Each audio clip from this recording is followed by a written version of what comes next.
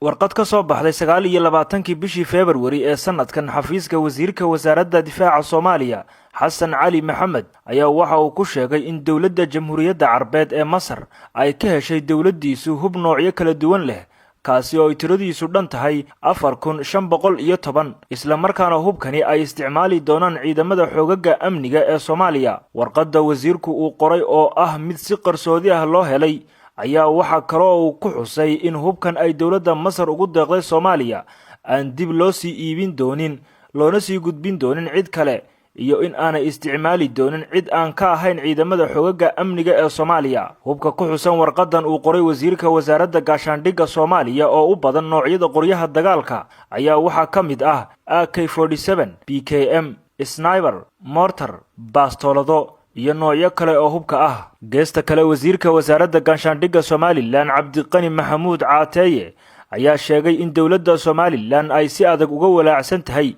hubka ay dawladda Masar ugu deeqday Soomaaliya isla markaana waxa uu cambaareeyay dawladda Masar isagoo dawladda Masar ku eedeeyay in ay halis ku tahay nabadda iyo xasiloonida gobolka. qoraal uu soo dhigay bartiisa Twitter-ka isla markaana uu ku socodsiiyay Midowga Afrika, Qaramada Midoobay iyo madaxweynaha Somaliland ayuu ku yidhi dawladda Somaliland waxay aad uga walaacsan tahay dawladda Soomaaliya in ay ku guul daraysatay in ay u hoggaansanto cunaqabatayntii hubka ee Qaramada Midoobay. waxaan cambaaraynaynaa dawladda Masar ku xadgudubka cunaqabataynta hubka ee saaran Soomaaliya. tani waxa ay khatar weyn ku tahay nabadda iyo xasiloonida gobolka ayuu yidhi wasiirka wasaaradda gaashaandhigga Somaliland Cabdiqani Caateeye Fariid. dawladda Soomaaliya weli wax jawaab ah kama bixin warqadani iyo sababta xilligan keentay in hubkani ay ugu deeqdo dawladda Masar. Soomaaliya ayaa waxa saaran cunaqabataynta hubka ee Qaramada Midoobay tan iyo burburkii golaha ammaanka ee Qaramada Midoobay ayaa sanadkii hore 2019 waxay cambaarayeen hubka iyo rasaasta sharci darrada ah ee loo dhoofiyo Soomaaliya